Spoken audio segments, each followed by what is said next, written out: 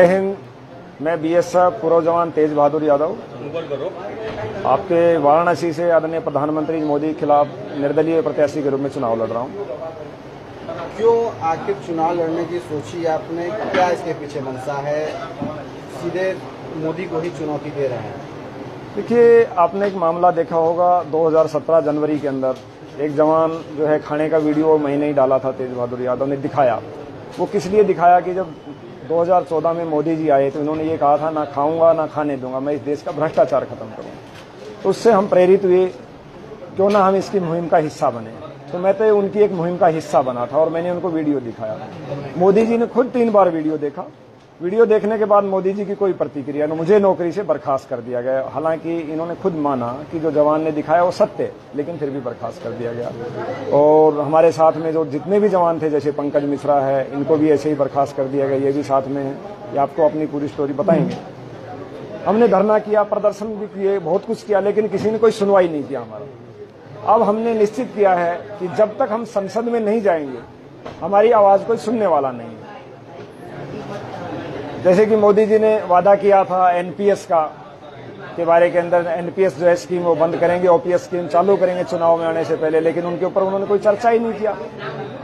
अभी आपने पीछे देखा जो हमला हुआ, पुलवामा हमला, उसके अंदर हर टीवी चैनल शहीद शहीद बता रहे थे, लेकिन मैं उस दिन से आज भी कह रहा हूँ वो जवान शहीद नहीं, वो मरे हैं। क्योंकि शहीद उसे कहा जाता है जिसे संविधान शहीद मानता हो। ना तो हमारी सरकार के अंदर कोई उसका दर्जा है शहीद का, ना कुछ हो। तो मोदी जी क्यों झूठ फैला रहे हैं? नामांकन कब करने जा रहे हैं? क्योंकि मोदी जी की नामांकन की तारीख 26 अप्रैल की तय बताई जा रही है। अगर दी उनकी 26 की है तो हम 27 की करेंगे, अगर दी उनकी 25 को है तो हम 26 को करेंगे। ठीक एक दिन बाद हम नामांकन करेंगे। कितनी पार्टियों से बात चल रही है? आप किसके टच में है? क्या निर्दल लड़ने का विचार है या किसी पार्टी से बात की है? हाँ, हम आजाद उम्मीदवार निर्दलीय लड़ रहे हैं और हमारा सहयोग जो भी पार्टियां हैं, मैंने सभी से अपील किया है, जो पार्टियां कहती हैं कि हम देशभक्त हैं और सेना का सम्मान करते हैं, उन सभी पार्टियों से हमने अपील ये की वाकई में आप सेना का सम्मान करते हैं तो एक आप जवान खड़ा उसका समर्थन कीजिए।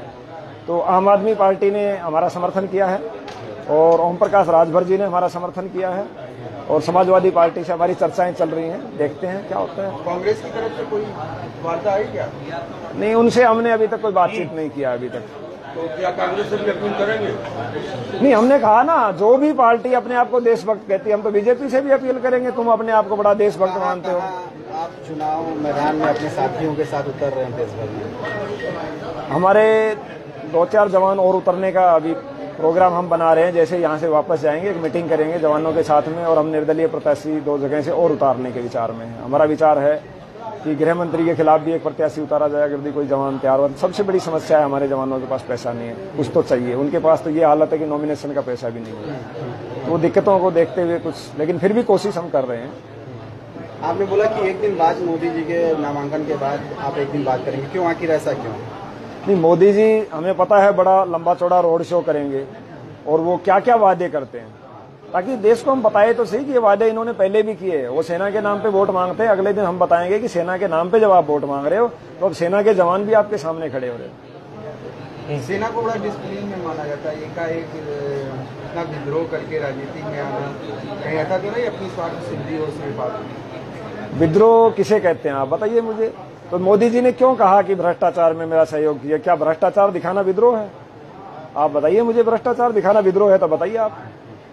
और जब सेना से इन्होंने बर्खास्त कर दिया, मैं इनके पास कितने बार गया, सब जगह गया, इन्होंने कोई नहीं सुना, तो मैं देश के सामने आया हूं आज और मुझे अधिकार है कि मैं इनके खिलाफ चुनाव लड़ूं। पिछले दिनों बाई इलेक्शन भी हुए थे जगह जगह से, आप वहां से भी चुनाव लड़ सकते रहे, तो सिर्फ मोदी जी का संसदीय क्षेत्र और मोदी जी को ही क्यों चुने? देखो, सबसे ज्यादा प्रचार तो जो मोदी जी कर रहे हैं ना, बीजेपी के अंदर और तो कोई है ही नहीं, मेन मोदी जी हैं। प्रचार वही कर रहे हैं कि जी हमने सेना के लिए ये किया, हमने सेना के लिए वो किया। तो मोदी जी आपके सामने अब सेना है, आप बताइए क्या? और सबसे बड़ा शब्द है, उन्होंने अपने नाम के आगे जो चौकीदार शब्द लगाया। तो मैंने उसी दिन जब चुनाव डिक्लेयर घोषणा किया उस दिन ये कहा है कि वो नकली चौकीदार है, असली चौकीदार हम हैं जो सीमाओं की चौकसी करते हैं। हमने 21 साल सीमाओं की चौकसी की, चौकीदार हम हैं। आप चौकीदार नाम का जो है बदनाम मत कीजिए, आपके शोभा नहीं देता। तो अभी असली और नकली चौकीदार की लड़ाई है, देखते हैं क्या होता है। योगी आदित्यनाथ ने भारतीय सेना को नरेंद्र मोदी की सेना कहा है। इस बात से आप कहाँ तक सहमत है? ये तो बड़ा दुर्भाग्य है देश का कि उन्होंने ऐसा कहा। ऐसे कहने वालों के ऊपर तो देशद्रोह का केस चलना चाहिए। तो क्या आप इस विषय को भी चुनाव में ले जाएंगे? हाँ बिल्कुल, उन्होंने गलत कहा। उनकी सेना कैसे होगी? सेना भारत की है। किसके ऊपर देशद्रोह का केस होना चाहिए? जिसने इस तरह के शब्द कहा उनके ऊपर देशद्रोह का केस लगाना चाहिए। मैं तो कहता हूँ सीधा सीधा बिल्कुल होना चाहिए। आप सेना का सरेआम ऐसे अपमान करें। आप कल अपने घर की सेना बना रहे हो क्या आप?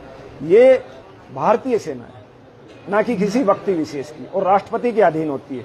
एक बयान पहले खुद प्रधानमंत्री जी ने भी दिया था कि हमने सेनाओं को खुली छूट होती है। प्रधानमंत्री जी आप होते कौन हो सेनाओं को छूट देने वाले? आपके पास क्या पावर है? प्रधानमंत्री क्या होता है? प्रधानमंत्री एक सेवक होता है, राष्ट्रपति का एक सलाहकार होता है। यदि संविधान को सही तरीके से माना जाए तो वो राष्ट्रपति से सलाह कर दे सकते हैं। एक लाइन की बात ये बताइए कि ऐसे आरोप लग रहे हैं कि सेना का राजनीतिकरण हो रहा है, सेना के नाम को बेचा जा रहा है, इससे कितने आप सहमत हैं? बिल्कुल 100% मैं सहमत हूं कि सेना के ऊपर 100% राजनीति हो रही है और सेना को सरेआम आप जो है बदनाम किया जा रहा है। इसलिए हम मजबूर होकर दिखाने के लिए कि आज ये सेना के ऊपर हमें बदनाम कर रहे हैं। अब सेना के जवान जो है इनके चुनाव में इसलिए हम आए, हम कोई राजनीति करने नहीं आए। ये सच और झूठ की लड़ाई है। आप वर्दी पहने हैं सेना की, और क्या इसी में पूरा प्रचार हाँ करेंगे? हम इसी में पूरा प्रचार करेंगे, बिल्कुल करेंगे, क्योंकि हाँ बिल्कुल नामांकन भी हम इसी में करेंगे। और हमारे साथ जितने साथी जवान हैं, जैसे साथ में यहाँ पंकज मिश्रा जी, इनका केस आपने देखा होगा। तो क्या नॉर्म्स के हिसाब से सही है ये, अगर इस तरह से सेना की वर्दी पहने आप? नहीं, हमने 21 साल नौकरी किया है। जो नेता गृह मंत्री राजनाथ थे, जो कि उनको तो अलाउ भी नहीं है, वो एक वर्दी पहन के खड़े होते हैं। प्रधानमंत्री खुद वर्दी पहन के खड़े होते हैं। और हमने तो नियम कानून अपनाया है। आप देखिए, जो हम नौकरी से बर्खास्त हुए तो हम शोल्डर बैज, बेल्ट और कैप नहीं लगाते, क्यों? हमें पता है कि हमें क्या चीज अलाउ है क्या नहीं है। बात करें प्रधानमंत्री और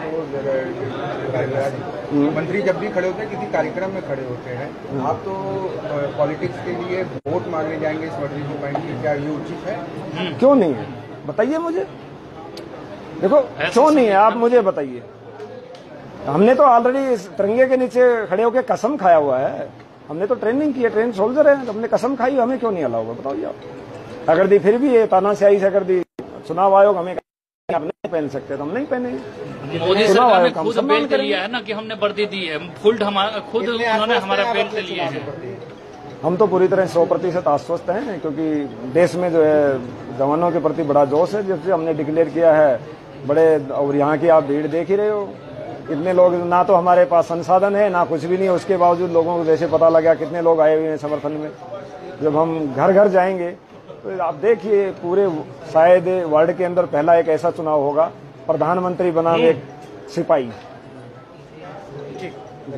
जय हिंद।